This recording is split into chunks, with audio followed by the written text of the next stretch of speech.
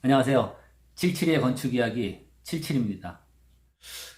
이 시간에는 이제 우리 건축에서 자기 집을 짓고 싶은 사람도 있는데, 이 지구상 생물 중에 정말 다 대부분이, 거의 대부분이 자기 집 자기가 마련해요. 동물이든 생물이든 뭐가 간에, 바닷속에 심지어 뭐 쭈꾸미 낙지도 그 버려진 소라 껍질 속에 집 삼아서 그렇게 삽니다. 어쨌든 집을 만들던 건축을 하던 뭐 예? 그 들이밀고 살던 어쨌든 뭐 자기 집 자기가 만드는데, 요즘 현대 사회에는 그렇잖아요. 다 시공사에서 지어준 뭐 아파트라든지 건축회사에서 지어준 집에 가서 남이 지어준 집에서 살게 되는데, 그래도 내 집을 내가 한번 지어보고 싶다 이러한 그러한 소망을 갖고 있는 사람들이 꽤 많아요. 꽤 많고, 그 뭐 내 집 내가 짓는 거 뭐 아파트 져서 짓는 게 아니라 이제 단독주택 같은 거 하면은 뭐 종류가 상당히 많습니다. 이 집을 하나 지려 그러면 공법에 따라서도 다르고 재료에 따라서도 다르고, 어떤 또 규모가 1층이냐 2층이냐 또 디자인이 뭐 한식이냐 뭐 미국풍 목조주택이냐 뭐 모던하우스냐 뭐 이렇게 다 종류가 달라요. 그 다음에 어떤 또 포커스가 있죠. 자기의 초점과 테마. 뭐 제로 에너지 하우스다. 뭐 거기에다 포함되지만은 뭐 패시브 하우스다. 이런 뭐 연료를 최대한 나는 절감하는 집을 짓겠다. 뭐 이렇듯이 다 다릅니다. 공법에 따라서도 뭐 일체식 구조가 뭐예요? 콘크리트 같은 거. 그 다음에 뭐 목조는 가구식, 뭐 또 조립식 건축도 있고 이렇게 다 달라요. 그래서 나는 어떤 집을 이 집이 좋겠다. 어떤 공법으로 지어야 되겠다. 어떤 재료로 지어야 되겠다. 뭐 황토 재료로 지을지, 뭐 벽돌조로 지을지, 예? 목조로 지을지. 그 개개인마다 다 취향이 또 달라요. 나무 좋아하는 사람도 있고, 예? 또뭐 황토 좋아하는 사람들도 있고 이렇게 다 다릅니다. 그래서 이 시간에는 르네상스 개념으로 가서, 다시 말해서 다시 옛날로 돌아가서 이 흙집, 황토, 흙집에 대해서 좀 얘기를 해보려고 그래요. 근데 그동안 구독 안 눌러주신 분은 구독 좀 누르시고 또 알람 해놓으세요. 그러면 새 영상 만들어지는 대로 곧바로 연락이 갑니다. 알람이 가요. 구독 부탁드립니다. 어, 그 얘기 계속하면은 이제 흙이 말하자면 흙으로 만든 집이죠. 흙으로 만든 집. 그러면 주재료가 흙입니다. 그래서 태초에 하나님이 우리를 만들 때도 흙으로 만들었어요. 그리고 우리가 이제 죽어서 우리 몸이 부패되고 분해돼서 단백질, 지방, 칼슘, 인, 황, 뭐 이러한 우리 몸 구성하고 있는 것들이 전부 다 부패되고 산화돼서 흙으로 돌아갑니다. 학자들이 연구하고 다 관찰해 봤어요. 근데 완벽하게 흙으로 돌아가더라 이겁니다.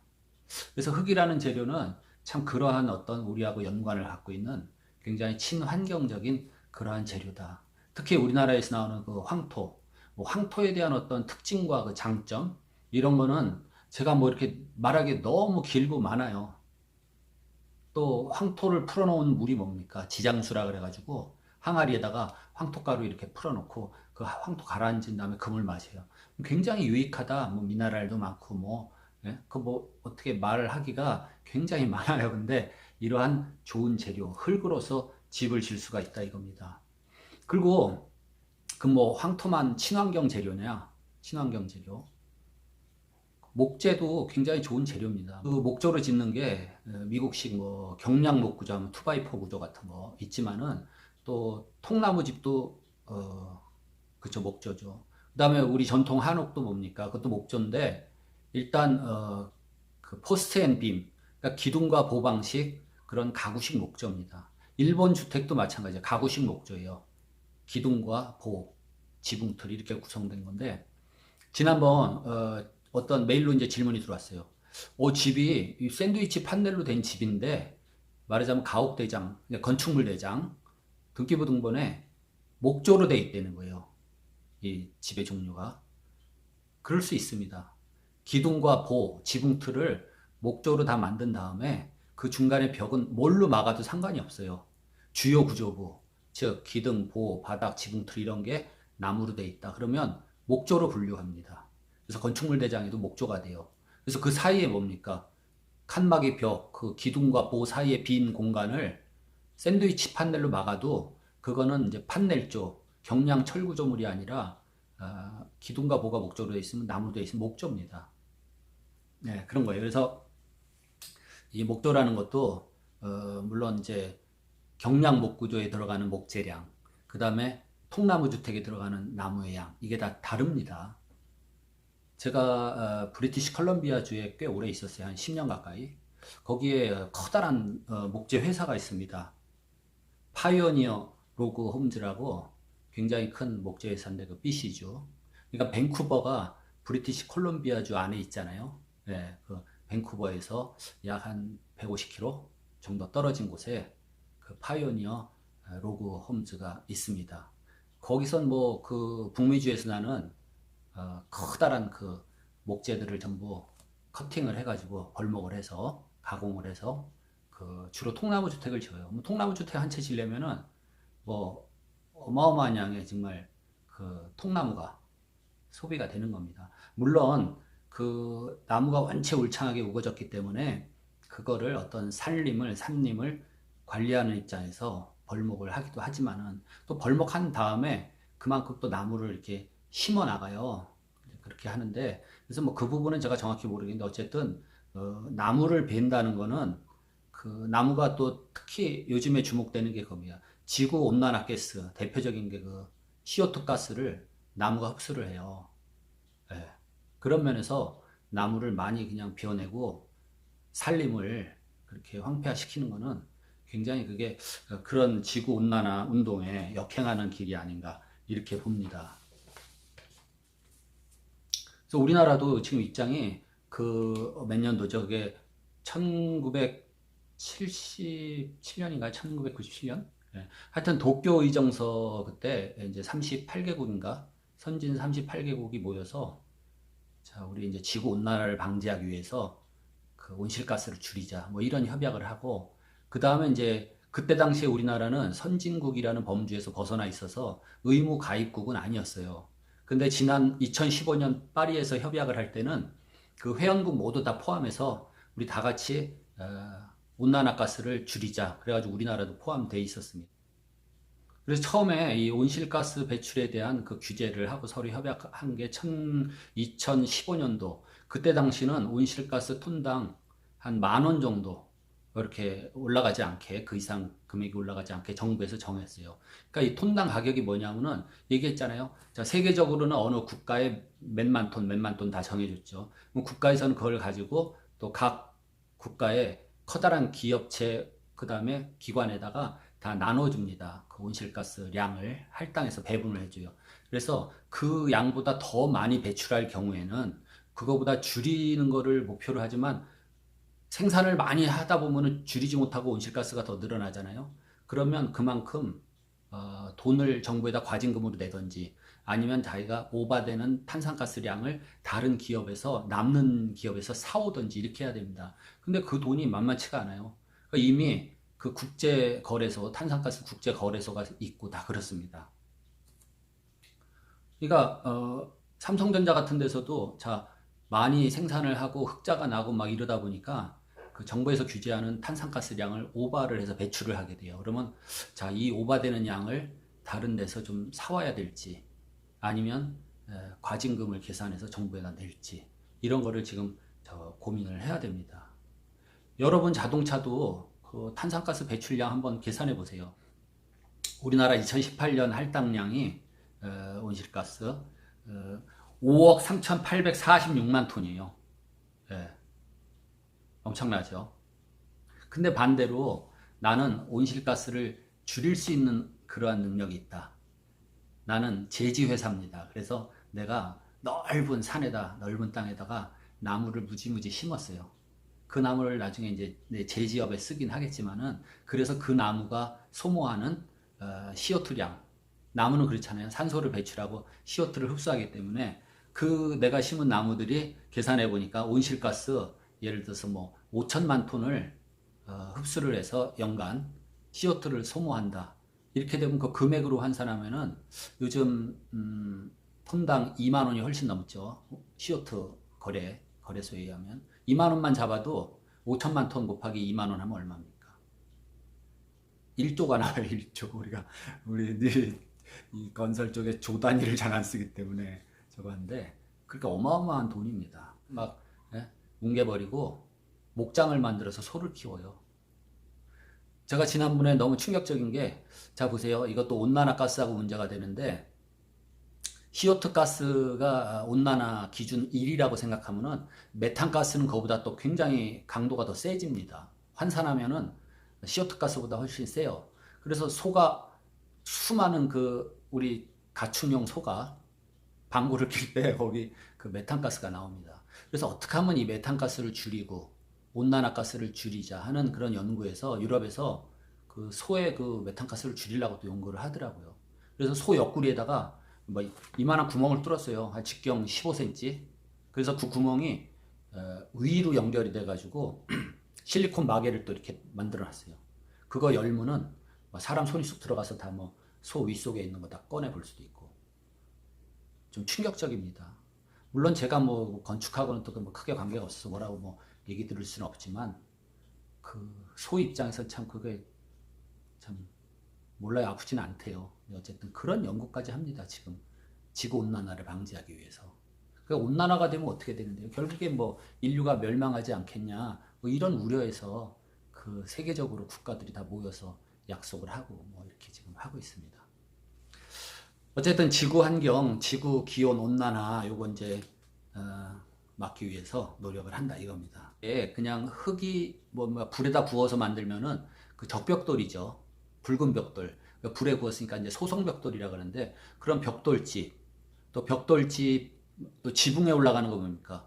소성기와 흙으로 만든 거죠, 다. 그래서 흙집의 범위는 그래요. 벽돌, 빨간 벽돌, 소성벽돌도 포함시키고, 그 다음에 황토벽돌은 뭡니까? 그건 구워서 만든 게 아니라 이 건조해서 강도가 나오는 거죠. 황토 말려서 찍은 벽돌, 이런 것들도 흙집의 범주에 들어가는데, 이런 무슨 벽돌집, 황토집, 뭐 또 전통 우리 한옥 이런 것들은 여러분들이 뭐 익히 많이 아시기 때문에 그런데, 이 시간에는 담틀집이라는 거를 얘기를 해보려고 그래요. 담틀집은 뭐냐면은 이렇게 틀을 만들어요. 나무로. 그러니까 뭐 벽 두께를 40cm로 하고 싶다면 40cm에 틀을 만들어서, 나무 틀을 만들어서 그걸 벽체 놓을 자리에다가 놓고 흙을 채우고 뻘공이로 다져가지고 점점 다져서 벽을 만드는 겁니다. 그거를 담틀집이라 그러는데, 한번 자세한 걸 알고 싶으면은 인터넷 검색을 한번 해보세요. 그 담틀집이라는 것도 있어요. 그게 흙집인데, 그것도 이제 요즘에 또 관심들을 갖습니다. 그 다음에 이제 그렇게 해서 벽을 만드는 거 이외에 또 뭐 흙을 자루에서 담아서 벽을 만드는 방식도 있고, 그런데 또 어떤 분은 그래요. 아, 그거 뭐 구조적으로 좀 불안하지 않을까요? 예, 그럴 수도 있어요. 근데 그 보완을 잘하고 보강을 해서 하면은 굉장히 튼튼합니다. 보통 흙을 다지면은 1스퀘어미터 면적당 한 20톤 내지 한 30톤 정도의 그런 무게를 감당할 수 있어요. 그러면 뭐 30평짜리 그 흙집을 짓는다, 담틀집으로 짓는다 했을 때 계산하면 뭐 간단하게 그 다 나옵니다, 값이. 그러면 30평으로 하면 정사각형으로 만들었을 때 10m, 10m 벽으로 하면은 100스퀘어미터죠. 그게 약 30평인데 벽 두께를 한 40cm 정도로 해서 그 면적당 계산을 해보면은 그 허용 지내력도가 나와요. 계산해보면 320톤 가량 그 지탱을 할 수 있습니다. 그러면 그 벽이 내리 누르는 그 땅이 한 320톤을 지내력을 갖고 있다고 했을 때, 그 흙집 벽 무게와 그 다음에 지붕 또 흙 얹어서 만들었을 때 무게 다 계산해봐도 그 지내력이 충분히 나옵니다. 어쨌든 그런 자세한 계산은 뭐 나중에 설명드릴 수도 있는데, 그런 것에서는 이제 문제가 없다. 근데 요즘에는 이제 뭐가 문제가 되냐면은 이 건축물 외벽 단열 기준이라는 게 있습니다. 그래서 그게 만족이 돼야지 건축물이 어떻게 사용 승인이 떨어지죠. 그 근본 그 바탕은 뭐예요?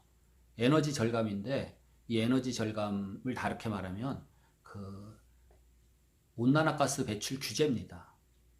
다시 말해서 에너지를 적게 써야, 에너지를 쓰지 말아야 CO2 가스가 발생하지 않는다 이런 개념에서 그러면 에너지를 안 쓰기 위해서는 어떻게 해야 되냐? 단열을 보강해야 되겠다. 열 손실을 줄이고 그래서 건축물 부위별 단열 기준이 나와 있어요. 건축 우리 그 이제 지침에. 그래서 보면은 열 전도율이 작을수록 열 전도율 작은 게 단열재 아니에요. 그래서 우리가 보통 일반 뭐 말하는 그 스티로폼 같은 단열재를 쓰면은 예를 들어서 지금 중부 지역 벽 두께 뭐 한 뭐 넉넉 잡아도 25cm, 250mm면 만족이 돼요. 단열재 두께로 기준으로 했을 때. 근데 그 두께를 같은 열 이제 관료율 기준으로 해가지고 흑벽돌로 만들라 그러면 굉장히 두꺼워질 수가 있습니다. 물론 순수 뭐 황토 진흙으로 하면은 어, 열 전도율이 좀 떨어지니까 많이 두껍죠. 엄청 두꺼워 막 1m 50, 2m까지 뭐 그 정도 해야 그렇게 만족되려나. 근데 그걸 줄이려면 어떻게 돼요? 또 그 벽에다가 지푸라기나 왕겨 이런 걸 또 막 섞어가지고 넣으면은 이제 단열 성능이 더 좋아지겠죠. 그러면 또 한 1m까지도 줄어들 수가 있을 거예요. 그래서 어쨌든 지금 과제는 그겁니다. 뭐 흙집도 좋고 뭐 담틀집도 좋고 황토집도 좋지만은 그 국가 시책에 맞는 단열을 어떻게 할 것인가. 그게 좀 문제가 돼요. 그래서 단열을 좀 보완하면서 이제 흙집을 만드는 그런 거를 조금 생각해야 봐야 되지 않겠냐 그겁니다. 흙을 다져 넣는 담틀집 말고 그게 좀 번거롭기도 하고 하니까 또 머리를 썼어요. 약간의 조적조 개념인데 이런 자루 있죠, 자루. 쌀자루. 또 어떤 사람은 양파망에다가 시도를 한 게 있어요. 양파자루에다가 흙을 담습니다. 그래서 그걸 다 쌓아가지고 벽을 만들어서 집을 만드는 경우가 있어요. 그러니까 어떻게 돼요? 쌓기 전에 그 기준 틀을 딱 하고 실을 딱 기준을 잡고 거기에 맞춰서 이렇게 쌓아 나가면서 또 다지고 또 한 3켜 정도 그 흙자루를 놓은 다음에 다지고 거기다가 이제 철망 같은 거 한 줄 얹고 또 흙자루를 올리고 또 다지고 이렇게 해서 하는 경우도 있는데 근데 또 하다 보니까 그 흙자루가 또 불편하니까 머리를 썼어요. 이렇게 망으로 된 튜브를 만들어서 거기다가 흙을 보가면서 그 흙들은 뭡니까 튜브 망을 줄줄이 놓고 하는 방식도 있고 뭐 여러 가지가 시도되고 있어요. 근데 흙만큼 정말 이렇게 자연 친화적이고 환경을 이렇게 변화시키지 않고 환경을 보존하는 그런 좋은 재료라고 생각이 됩니다. 그래서 이렇게 잘 시도하지 않는 뭐 담틀집이라든지 뭐 흙자루 공법 이런 거 아니더라도 황토 벽돌을 이용한 황토집도 괜찮아요. 예. 그래서 그런 걸 고려해 보시고 또 하나의 그 이 황토집, 흙집의 어떤 문제점이라고 하면 문제점이랄까? 그 디자인적인 게 있습니다. 그래서 어쨌든 재료가 흙이다 보니까 한마디로 말해서 이제 그 디자인 풍이 뭐 컨트리 풍이라고 말할 수 있어요. 또 조금 전통적인 디자인이죠. 예, 전통적인 디자인. 근데 그런 디자인이 싫은데 나는 재료를 흙으로 하고 싶다. 이런 사람들은 얼마든지 외부 디자인, 내부 디자인, 그러니까 인익스테리어 디자인을 전부 좀 모던하게 할 수도 있어요. 그쵸? 얼마든지 내부 벽체 뼈대를 구성하는 거는 흙으로 하고 외장하고 내부를 좀 다르게 할 수도 있습니다. 그리고 뭐 그대로 황토집을 하더라도 저 개인 같으면은 욕실이라든지 또 주방은 아주 현대풍으로 그렇게 하고 싶어요. 그러면 두 부분이 서로 대조가 돼서 더 현대풍으로 보이고 주방이나 욕실은 그 다음에 나머지 부분은 또 대비가 되기 때문에 좀 더 전통적으로 보이고 그렇게 디자인이 될 것 같아요. 그래서 이 우리나라 전통 주택 방식도 굉장히 좋은 장점이 있는데 주방하고 화장실은 현대풍으로 이렇게 또 바꿔서 쓰는 것도 괜찮지 않겠냐 그런 생각이 들어요. 물론 이견이 있을 수도 있어요. 무슨 또 그 통일감 없이 그렇게 하겠냐 그 말씀도 동감은 갑니다. 그래요. 통일감 있는 거 참 좋아요. 한옥으로 한식으로 주택을 지어놓고 가구도 한식 가구 다 배치하고 그 다음에 뭐 식사도 마찬가지예요. 유기 그릇이라든지 그런 놋그릇에다가 복장을 어떻게 해야 되겠어? 한복 입고 딱 어울리겠어요. 잘 어울리죠. 근데 그렇게까지 뭐 다 통일하기는 그렇고 집 지으실 분들 여러 가지 선택과 이게 고민과 갈등이 많으실 텐데 오늘은 흙집에 관해서 간단하게 소개를 드렸습니다. 한번 관심 있으신 분들은 좀 더 이제 온라인상에서든지 검색을 해 보시고 선택해 보시기 바랍니다. 오늘 영상 봐주셔서 고맙습니다. 다음 시간에 뵙겠습니다.